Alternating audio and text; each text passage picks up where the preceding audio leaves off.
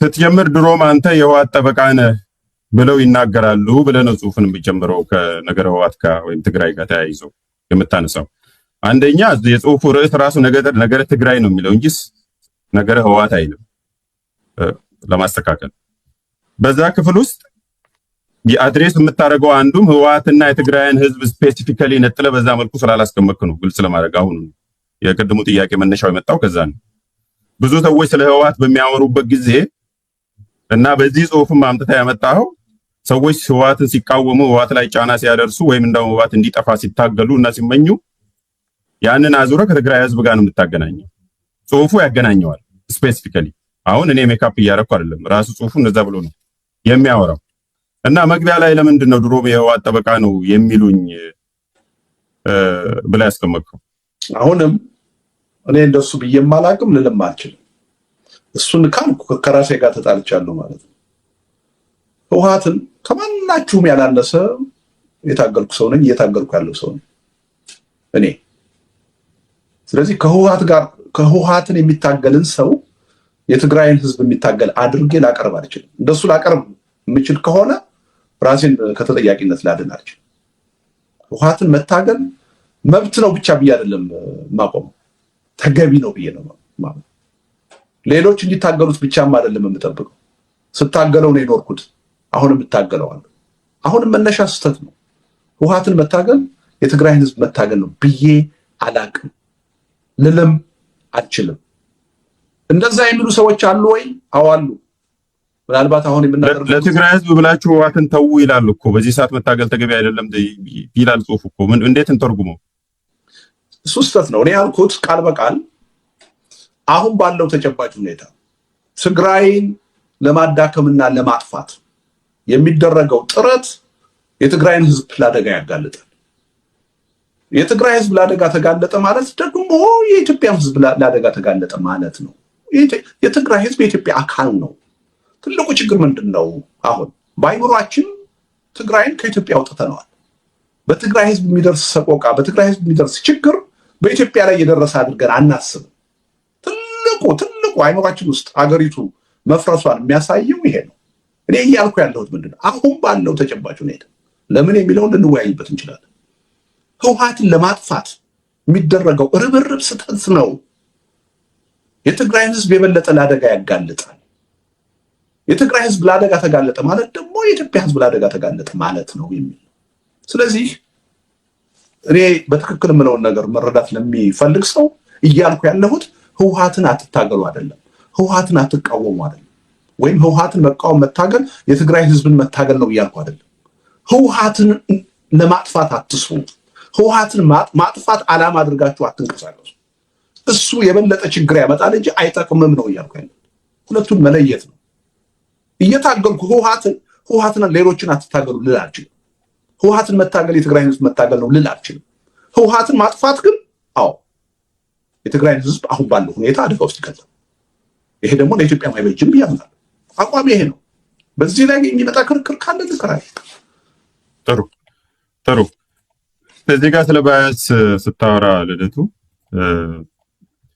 ይህንን ያልከው ጉዳዩ ከትግራይ ጋር የተያያዘ ሲሆን ደግሞ የእነዚህ የጥቂቶቹ ሚዛናዊነትም እኔን ጨምሮ ብዙውን ጊዜ ራሴን የጨመርኩት ብዙውን ጊዜ ፈተና ላይ ሲወድቅ እታዘባለሁ ትልና ይህ የሚሆንበትን ምክንያት የምረዳው ቢሆንም እዚህ ላይ በግልጽ ባልናገረው እመርጣለሁ ብለን ያስቀመጥከው አንደኛው ይህንን ትችት የሚያነሱት በተለይ በከረረ መልኩ ህወሓት ላይ ትችት የሚያነሱት ሰው እየለየን ህወሓት ላይ ትችት የሚያነሱት ሰዎች በቂ ምክንያት የላቸውም እንዲሁ ባያስ ስላላባቸው ብቻ ነው ወይስ ኦብጀክቲቭ ምክንያት የላቸውም ወይ የሚል ነው ጥያቄው የሚሆነው። ሁለተኛ በአደባባይ የማይነገር ከሆነ ያው ጽሁፍ ጋር አይመጣም። ጽሁፍ ላይ የሚካተተው በአደባባይ መናገር የምፈልገውን ብቻ ነው የምታወጣውና መናገር ካልፈለግ ይሄንን አንቀጽ ለምን አስገባ? እረዳለሁ እነኚህ ሰዎች ለምን እንደዚህ እንደሚሆነው፣ ነገር ግን አልናገርም ነው የሚለው ጽሁፉ። የመጀመሪያው ጥያቄ ምን ነበር? ይቅርታ ሞገስ። የመጀመሪያ ጥያቄ ባያስ ሚዛናዊ የሚባሉ ወትሮ ሚዛናዊ የሚባሉ ባያስ አለባቸው ወደ ትግራይ ሲመጣ ነው ያልከውና ኦብጀክቲቭ የሆነ ምክንያት ስላቸውም ወይ ከባያስ ባሻገር ነው ያልከው። ህወሓትን አክርሮ ቲፒኤልኤፍን ለመጥላት፣ ቲፒኤልኤፍን ለመንቀፍ፣ ቲፒኤልኤፍን ለመታገል ከበቂ በላይ ምክንያት አለ ብዬ አምናለሁ። ቲፒኤልኤፍን ይጥፋ ብሎ ቲፒኤልኤፍን ለማጥፋት መታገል ግን የፖለቲካ ምክንያት አለው ብዬ አላምንም። የሚጠቅም የፖለቲካ ምክንያት አለው ብዬ አሳማኝ የሆነ ራሽናል የሆነ የፖለቲካ ምክንያት አለው ብዬ አላምንም።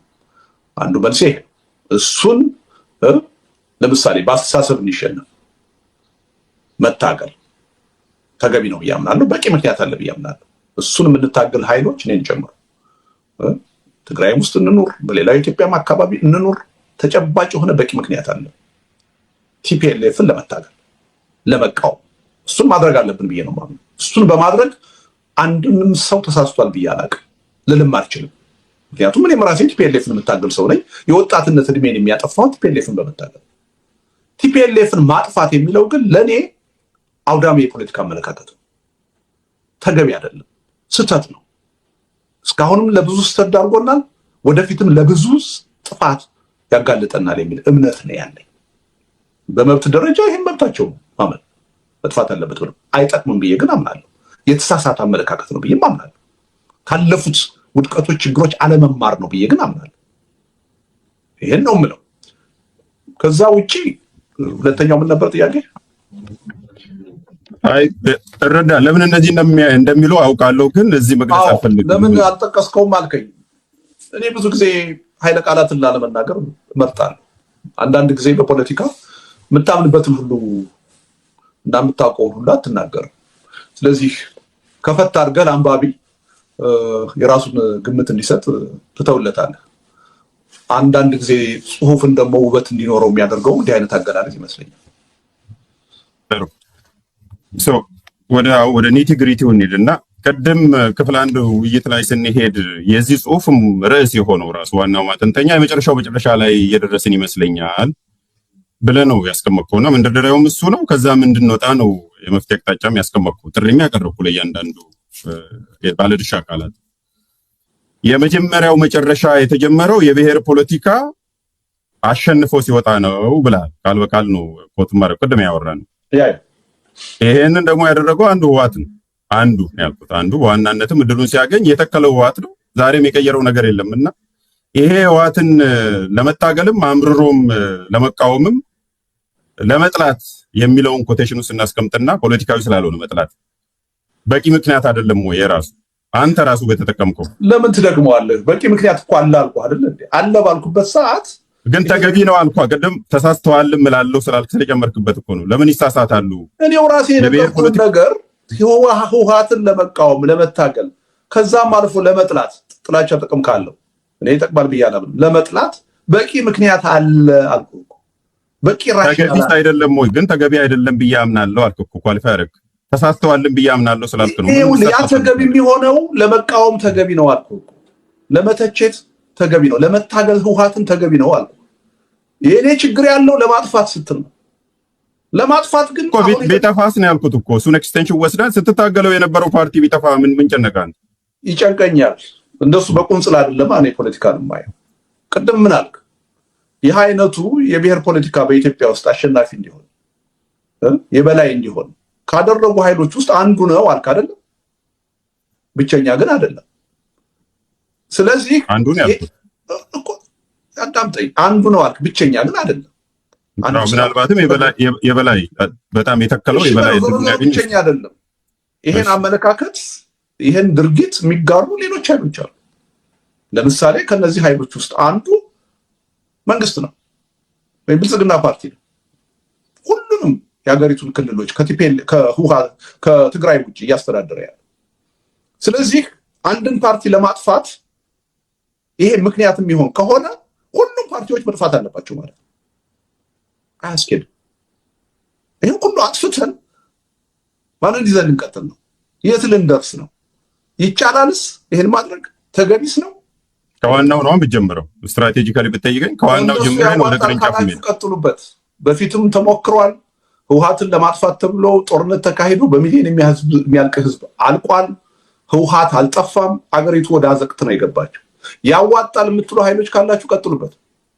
ራሱን በራሱ እያጠፋ እኮ ነው ያለው። ራሱንም በራሱ እያጠፋ ነው ያለው እኮ። ሰው እዛው ላይ ነው ቅርቃር እያመጣ ያለው። በራሱ ተውለት። እውነቱን ለመናገር ህወሓት ተዳክሞ ሚና የለሽ እንዳይሆን እንዳውም እያደረግን ያለ ነው እኛ ነን።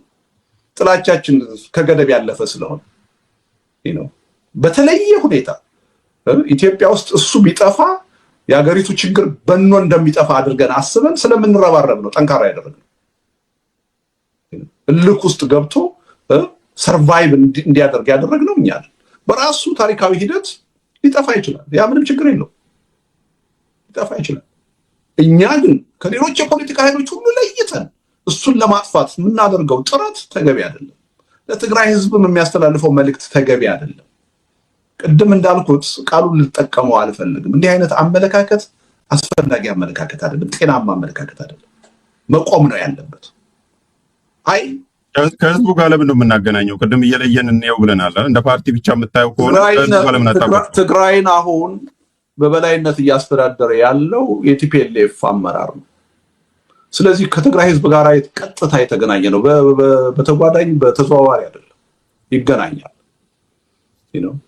የትግራይ ህዝብ የህልውና ፈተና ውስጥ ገባሁ ብሎ ሲያስብ እና 2 ዓመት ጦርነት ሲያካሂድ ጦርነቱን የመራው ማለት ነው ቲፒኤልኤፍ ነው።